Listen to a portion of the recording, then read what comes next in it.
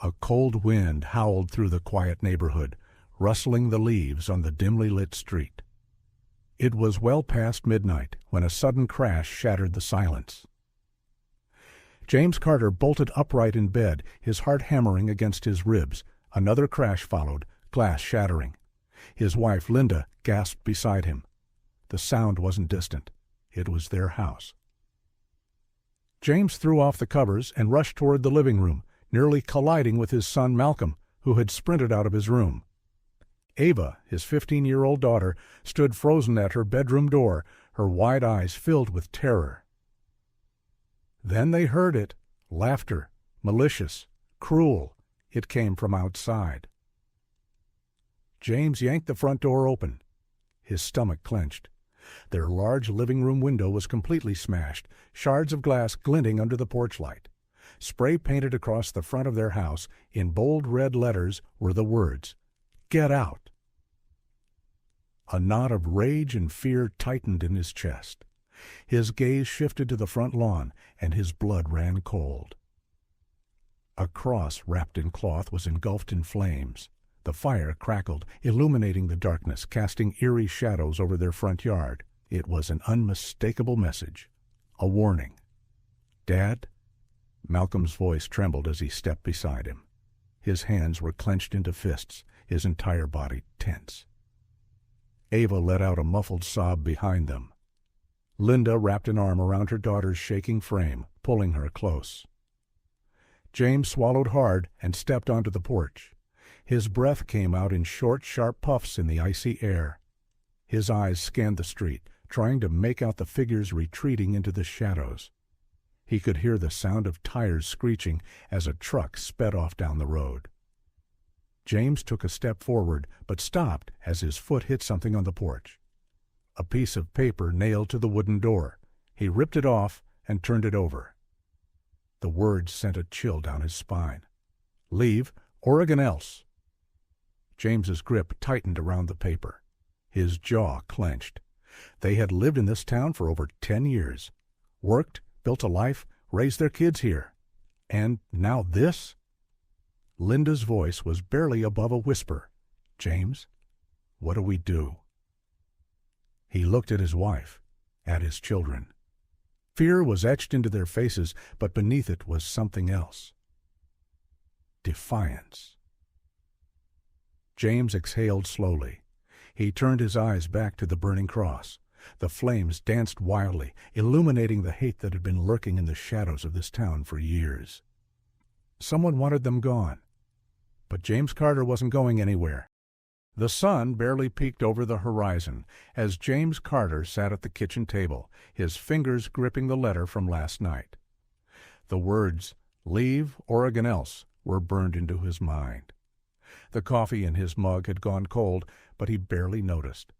His thoughts were elsewhere, on the broken glass still scattered in the living room, the hateful graffiti smeared across their home, and the flaming cross that had seared its mark into their front yard. Across the table, Linda sat with her arms wrapped around herself. Her usual warmth was replaced by a haunted look in her eyes. The fear in her voice was unmistakable. "James, what if they come back?" He looked up at her, exhaustion weighing on his face. "If we leave now, we give them exactly what they want." "But what if staying means putting our lives in danger?" she shot back, her voice cracking. "What if next time they don't stop at threats?" Silence hung between them. James exhaled, running a hand over his face.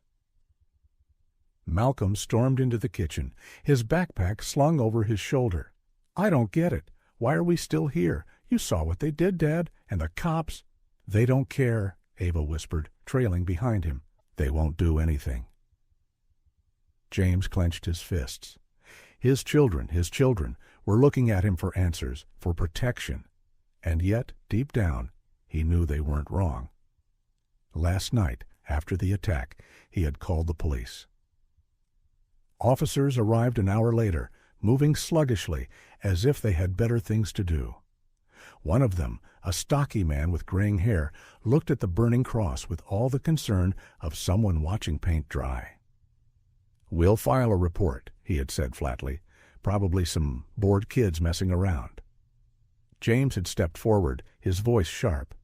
"This isn't just kids messing around. Someone wants us out. You see the message on my door?" The officer had exchanged a look with his partner before sighing. "Look, Mr. Carter, you've been in this town a long time. You know how things work. Maybe it's best to—" He paused, then shrugged. "Just think about what's best for your family." James had recognized the meaning behind those words. It wasn't advice. It was a warning. At school, Malcolm and Ava weren't safe either. Malcolm had learned to fight back, not physically but with his words, though sometimes it wasn't enough. The taunts in the hallways, the jokes made at his expense, the way teachers turned a blind eye when kids shoved him, all of it wore him down. And Ava? She had always been quiet, never one to cause trouble. But she had started coming home with red, puffy eyes, her voice barely above a whisper. That morning, before leaving for school, Malcolm muttered, "If they put another note in my locker, I swear to God—" "You'll do nothing," James interrupted. "You keep your head up. You don't give them the satisfaction." Malcolm scoffed. "Yeah? And where's that gotten us?" James didn't have an answer. At the heart of this town's sickness was Mayor Richard Hensley. The man was a master manipulator, charming in public, ruthless behind closed doors. He had spent years quietly shaping the town in his image, ensuring that certain types of people never felt too comfortable. James had crossed paths with him once before, years ago, at a town hall meeting. A factory was being built on the outskirts of town, and James had spoken up about fair wages and equal hiring. Hensley had smiled, nodding along as if he cared, but James had caught the coldness in his eyes. Now, as James sat at the table, he realized something. This wasn't just a random hate crime. This was a campaign, a methodical effort to drive his family out. And if Hensley was behind it, that meant he had the police, the town officials, and God knows who else on his side. James exhaled sharply. If that was the case, leaving wouldn't just be about safety. It would be about survival. As the kids left for school, Linda turned to James, her voice low. "I don't want to run either," she admitted. "But if the police won't protect us, who will?" James looked around their home, the photos on the walls, the memories they had built here. He thought about his kids, about the message Staying would send them. He met Linda's gaze and said firmly, "Then we'll protect ourselves." She searched his face, looking for hesitation. There was none. They weren't going anywhere. James Carter adjusted his coat as he stepped into the town's only grocery store. The automatic doors slid open, and the moment he walked in, he felt the shift in atmosphere. Conversations quieted. Eyes followed him as he grabbed a cart and moved toward the produce section. It wasn't paranoia. He had lived in this town long enough to know when people were watching him. He kept his head high and focused on what he needed. A loaf of bread, milk, some eggs, just the basics. He turned into an aisle and nearly bumped into Doug Simmons, the store manager. Doug was an older white man, built like a former football player who had let himself go. His belly pushed against his belt, and his beady eyes narrowed at James. "Didn't expect to see you here, Carter," Doug said, voice laced with something James couldn't quite place, but he knew it wasn't friendliness. "Why wouldn't I be?" James replied, keeping his tone even. Doug smirked and shrugged, stepping aside. "No reason. Just thought you'd be packing up by now." James clenched his jaw but didn't respond. He wasn't about to let this man get under his skin. Instead, he walked past him, grabbing a carton of eggs. He made his way to the checkout, hoping to get out of there as quickly as possible. At the register, the young cashier, a girl no older than 20, scanned his items without issue. But just as James reached for his wallet, another voice cut through the air. "We don't serve your kind here." James froze. Edna Wallace. She was an older woman in her late 60s, with tight gray curls and a permanent scowl. She had worked at the store for years, the type who knew everyone's business and had no problem making hers known. James exhaled slowly, keeping his voice calm. "I'm just here to buy groceries." "You people should be long gone by now," Edna sneered. "We don't need troublemakers in our town." A few nearby customers chuckled, their murmurs carrying across the store. James felt heat rise in his chest, but he refused to take the bait. He turned to the cashier, a nervous-looking girl who kept her eyes down. "Are you going to finish ringing me up?" The girl hesitated, but before she could respond, Doug Simmons stepped in again. "Actually," Doug said, placing a heavy hand on the register, "Edna's right. We have the right to refuse service. And you ain't welcome here." The smirk on his face, the smugness in his voice, it was meant to humiliate him. The whole store was watching. James gritted his teeth. He could feel the weight of the stares, the judgment, the silent satisfaction from the people who wanted him gone. He could fight back, or he could walk away. For a long moment he stood there, breathing deeply. Then, with slow, deliberate movements, he reached into his pocket, pulled out a $20 bill, and tossed it onto the counter. "I'll take my groceries," he said firmly. Doug scoffed. "I don't think so." He grabbed the bag of items and dumped them behind the counter. James had just been robbed in broad daylight. A few customers laughed. A couple shook their heads in amusement. James clenched his fists. Every instinct screamed at him to do something, to grab his food, to push back, to fight. But he knew how that would end. So he took a step back. Then another, and then he turned and walked out the door, leaving his groceries and his dignity behind. When James got home, Linda was at the kitchen sink, washing dishes. The moment she saw his face, she knew something was wrong. "What happened?" she asked, setting the dish down. He hesitated. "I'll tell you later." Before she could push, there was a knock at the door. James opened it to find Tom Whitaker, their next-door neighbor. Tom was an older white man in his early 50s with a weathered face and a history of being one of the few friendly faces in town. He and James had shared beers on their porches. Their kids had played together years ago. But today, Tom didn't look like a friend. "Hey, James," he muttered, rubbing the back of his neck. "Listen, I gotta ask you something." James folded his arms. "Go on." Tom hesitated, then sighed. "Look, man, me and the missus, we've been getting some pressure. You know, from folks in town, they don't like me being so neighborly with you." James stiffened. "And I gotta think about my family, you know?" Tom looked away. "I think it'd be best if we kept our distance for a while." James stared at him. "You're serious?" Tom wouldn't meet his eyes. James felt a bitter laugh rise in his throat, but he swallowed it down. He had thought Tom was different. Without another word, he shut the door in his face. The final blow came the next day. James walked into work at Harlan Sons Construction, the job he had held for nearly a decade, but the moment he stepped inside, he knew something was wrong. His boss, Rick Harland, was waiting for him, arms crossed. "James," Rick said, shaking his head, "I hate to do this, but we're letting you go." James blinked. "What? Why?" Rick sighed, looking down at a folder on his desk. "Cutbacks." "Cutbacks," James repeated. "You just hired 2 new guys last week." Rick's lips pressed into a thin line. He wouldn't look James in the eye.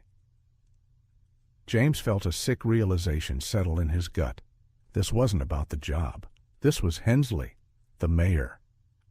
He had pulled strings to make sure James had no reason to stay. James inhaled sharply, forcing himself to stay calm. "So that's it? 10 years, and you're just cutting me loose?" Rick finally looked up, and for a split second, James saw something in his eyes. Guilt. Rick exhaled. "I'm sorry, James." But he wasn't sorry. He was scared, scared of the mayor, scared of being associated with the one black man in town who refused to leave. James turned without another word and walked out of the office. That night, James sat at the kitchen table, staring at a pile of unpaid bills. Linda sat across from him, silent. Finally she spoke. "We can't survive like this." James swallowed hard. He knew she was right. The town had turned against them. His job was gone. Their money was running out. But still, he couldn't leave. If they ran, what would that teach his kids? That if someone tries hard enough to erase you, you just give in? No, he wouldn't do it. "We'll find a way," he said quietly. Linda didn't respond. And for the first time, she wasn't sure if she believed him. James sat on the porch watching the street as the evening sun cast long shadows across the pavement. It had been a week since he lost his job, and every day since then had felt like another layer of weight pressing on his chest. The town had made itself clear. They wanted him gone. But not everyone. A rusted pickup truck pulled up in front of his house, and out stepped Emily Dawson, a white woman in her mid-40s, with sharp eyes and a firm stride. She wore a dark blazer over a blouse, her blonde hair tied back in a no-nonsense ponytail. James had only met her once before. She was a civil rights attorney, someone who had fought against racial discrimination in bigger cities. What was she doing here? She walked up the steps and extended a hand. "James Carter." He shook it cautiously. "Yeah?" She nodded. "I heard what happened. The vandalism, the threats, and the cops doing nothing about it." James exhaled, shaking his head. "They don't care. They probably agree with it." Emily smirked. "Yeah, that sounds about right." She reached into her bag, pulling out a folder. "I looked into your case. Legally, there's a lot we can do. You can file a civil rights complaint against the police for failing to protect you. There are state and federal laws against this kind of neglect." James raised an eyebrow. "And you think that'll work? The whole system's against us." Emily leaned against the porch railing. "The system is built against you, yeah, but that doesn't mean we can't make noise. Get the right people looking. Once the media catches on, it gets harder for them to ignore." James studied her. He had spent his whole life being careful, picking his battles. But the town had backed him into a corner. "You're really willing to help?" he asked.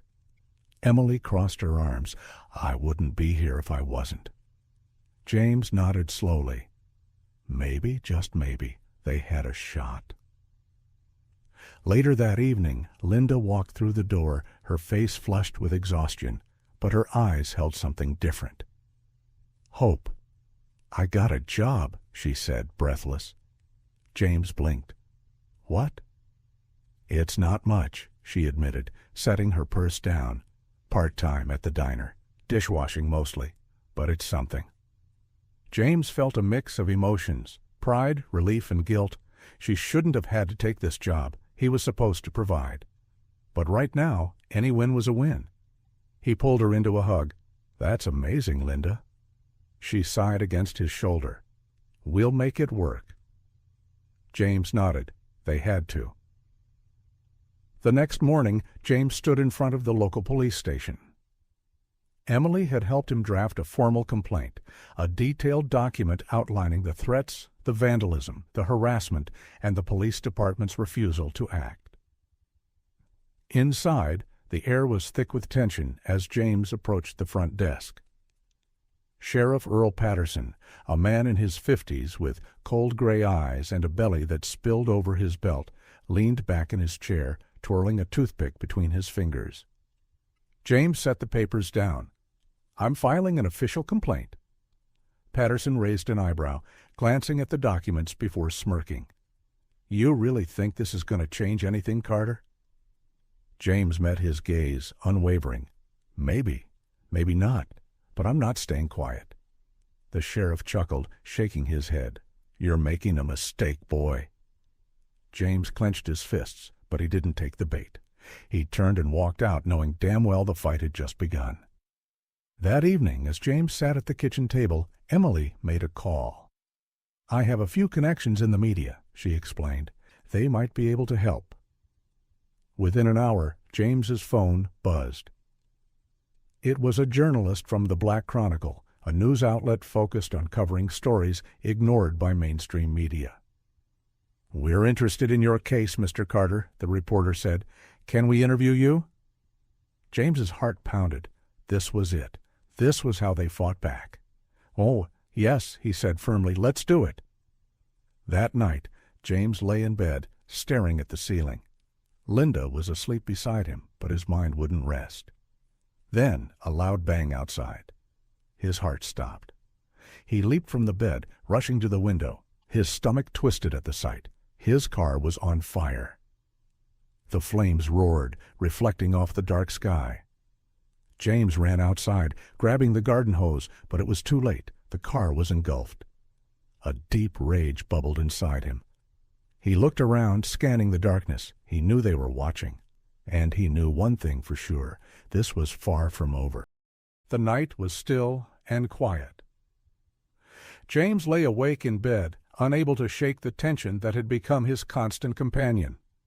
Linda slept beside him, her breathing soft but troubled. Malcolm and Ava were in their rooms, doors slightly ajar, just in case they needed to bolt at a moment's notice. Then it happened. A sharp crack, followed by the suffocating scent of smoke. James sat up instantly. The orange glow flickered against the bedroom walls. Fire. "Linda, wake up!" James shouted, already moving. She jolted awake, eyes widening as she saw the flames creeping under the bedroom door. "Mom? Dad?" Malcolm's panicked voice rang out. James tore open the door. Heat slammed into him like a wall. The hallway was ablaze. They had seconds to escape. He rushed to the kids' rooms. Malcolm had already grabbed Ava's hand, coughing from the thick black smoke. They couldn't go through the front door. The fire had spread too fast. "The window! Out the window now!" James yelled. Malcolm yanked open his window, but Ava hesitated, terrified. James didn't think. He grabbed her and pushed her out, breaking her fall with his own body as they landed in the dirt below. Linda and Malcolm followed, tumbling onto the lawn, coughing and gasping for air. The house roared behind them, flames devouring everything they owned. And then James saw it. A dark figure standing at the end of the street, watching, smirking. And just like that, they were gone. They sat in silence outside the charred ruins of their home, the stench of burnt wood and plastic hanging in the air. The police had arrived late, as expected.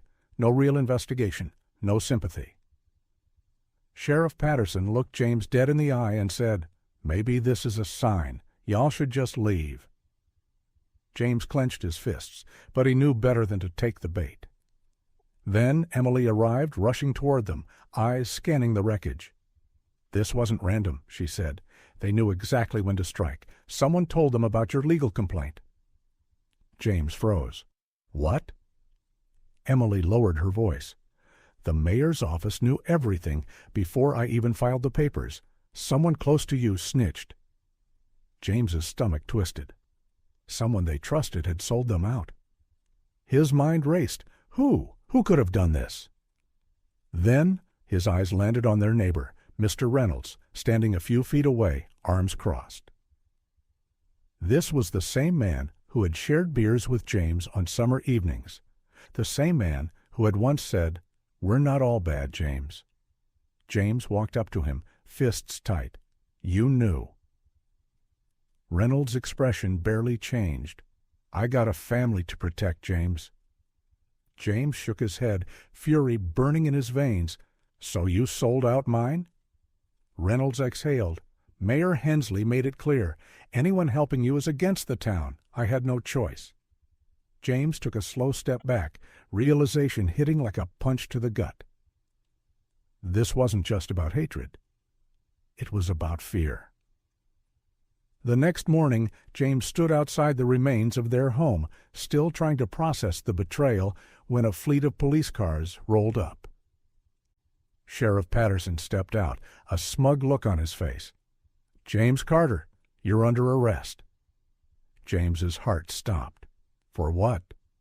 Patterson smirked. "Arson." James laughed, but it wasn't out of humor. It was pure disbelief. "You think I burned down my own house?" Patterson shrugged. "Eyewitnesses say otherwise." James barely had time to react before officers grabbed his arms, yanking them behind his back. Linda screamed, "No! You can't do this!" Malcolm stepped forward, fists clenched, but James shook his head. "Stay back, son." As they shoved him into the squad car, James locked eyes with his family. Tears streamed down Ava's face. Then he looked at Reynolds, standing in his yard. And the coward had the nerve to look away. James's jaw tightened. They wanted to break him. But they had no idea who they were dealing with. The county jail was cold and sterile, but James didn't feel any of it. He sat in his cell, staring at the wall, rage simmering beneath the surface. The town had taken everything from him. And now, they wanted to take his freedom. Hours later, Emily arrived, her expression tight. "They're building a case against you," she said through the bars. "The evidence is bogus, but the system is rigged." James exhaled. "How bad?" She hesitated. "The fire department found traces of accelerant in your garage. They're saying you set it yourself for insurance fraud." James shook his head, disbelief washing over him. "So now I'm supposed to believe they did a real investigation?" Emily's jaw clenched. "They're trying to bury you, James." And then came the worst part. "Linda wants to leave." James's stomach dropped. "No. She's terrified. She wants to take the kids and get out before they kill you all." James ran a hand over his face. He understood. God, he understood. But he couldn't. "This is our home," he said. Emily sighed. "James, they just burned it down." That night, Emily sat alone in her office, going through the files she had collected. She was looking for anything that could help James. Then she found it. An email chain. Sent from Mayor Hensley's office to Sheriff Patterson. The subject? Eliminate the problem. The emails detailed explicit orders to frame James, destroy his credibility, and force him out of town by any means necessary. Emily's hands shook. This was it. Proof. But as she reached for her phone to call James's family, her office lights flickered, and suddenly her front door creaked open. Someone was there. Emily's hands trembled as she scrolled through the damning emails on her screen. Every word, every order from Mayor Hensley, every cover-up by Sheriff Patterson, it was all there. Proof of a racist conspiracy to frame James and drive his family out. She knew what had to be done. With a deep breath, she hit upload. Within seconds, the files were live. Social media exploded. #Free James Carter, #expose Hensley, #justice for the Carter family. The internet was on fire. By morning, James's case was everywhere. News channels picked it up. "Corrupt mayor frames innocent black man racist conspiracy exposed," blared across headlines. CNN, MSNBC, even conservative outlets couldn't ignore it. And then came the protests. People gathered outside City Hall chanting, "Justice for James! Justice for James!" In front of the county jail, a crowd formed, hundreds of people demanding his release. Linda and the kids stood in the front, holding signs, faces filled with hope and fury. The pressure was rising. Inside his office, Mayor Hensley paced. Phone ringing, emails flooding in, reporters outside his house. Sheriff Patterson stormed in. "The FBI is looking into us." His voice was tight with panic. Hensley's face went pale. "What?" "The Justice Department's involved. We need to shut this down." The mayor slammed his fist on the desk. "We control this town. We can—" Then his phone rang. An unknown number. He hesitated, answered, "Richard Hensley, this is the FBI. We need to talk." His heart stopped. Jail doors slammed open. James stepped out, blinking against the bright sunlight. The first thing he saw? His family. Linda ran toward him, throwing her arms around his neck. Malcolm and Ava clung to him, tears streaming down their faces. "You're free, Dad," Malcolm whispered, voice shaking. James closed his eyes, holding them tight. Then he turned to the crowd, hundreds of people cheering, chanting his name. Emily stood off to the side, smiling through exhausted eyes. James walked over. "You did this." She shook her head. "You did. You never gave up." James looked back at his family, his people. And for the first time in weeks, he finally breathed. The next morning, Mayor Richard Hensley was arrested. The charges? Corruption, conspiracy, civil rights violations. His own allies betrayed him, turning over evidence to save themselves. Sheriff Patterson resigned in disgrace. The entire police department was under investigation. Justice had finally arrived. Weeks later, James and his family stood outside their new home. A better one, a safer one. As they unpacked, a reporter approached. "James, now that you're free, what's next?" James looked at his family. His eyes hardened. "I'm not done." He turned to the camera. "This isn't just about me. This is about every black family who's been silenced, every innocent person who's been framed. They tried to bury me, but I'm still here, and I'm going to make damn sure this never happens again." The screen fades to black. James sat on the porch of their new home staring at the horizon. It should have felt like a victory. Mayor Hensley was gone, forced to resign in disgrace. His allies had turned on him, and the town's deep corruption was exposed for the world to see. But there was no real punishment. No handcuffs, no prison cell, just a public apology and a comfortable retirement. James clenched his fists. Was this really justice? Inside, Linda was packing. James walked in, watching her fold clothes into a suitcase. "You're still set on leaving?" he asked, voice tight. She didn't look up. "I just want our kids to be safe." Ava and Malcolm sat on the couch, silent. They had been through too much. The threats, the fire, watching their father get arrested for a crime he didn't commit. They had every reason to leave. But James, he couldn't. "This is our home," he finally said. "If we leave, they win." Linda stopped packing. Malcolm looked up. "So we stay?" James met his son's gaze. "We stay." Word spread fast. The Carters weren't leaving. Some people supported them. Others still wanted them gone. At the grocery store, James felt the stares. Some were filled with shame, others with hatred. The same people who once whispered behind his back now spoke louder than ever. They should have left when they had the chance. This town ain't for them. James ignored it all. Because now, he wasn't afraid. That night, James stood by the window, looking out at the street. It was quiet, too quiet. Then, headlights flickered in the dark. A black car sat parked across the road, engine idling. Inside, a figure sat motionless, watching. James's heart pounded. Who was it? A remnant of the mayor's regime, a new enemy, or something worse? Ava stepped into the room. "Dad?" James turned, forcing a smile. "Nothing. Go back to bed." But his eyes drifted back outside. The car was still there. Watching. Waiting. James sat down at the kitchen table, rubbing his temples. He thought it was over. But deep down, he knew it never would be. They had survived. But at what cost? As the night stretched on, the car didn't move. Neither did James.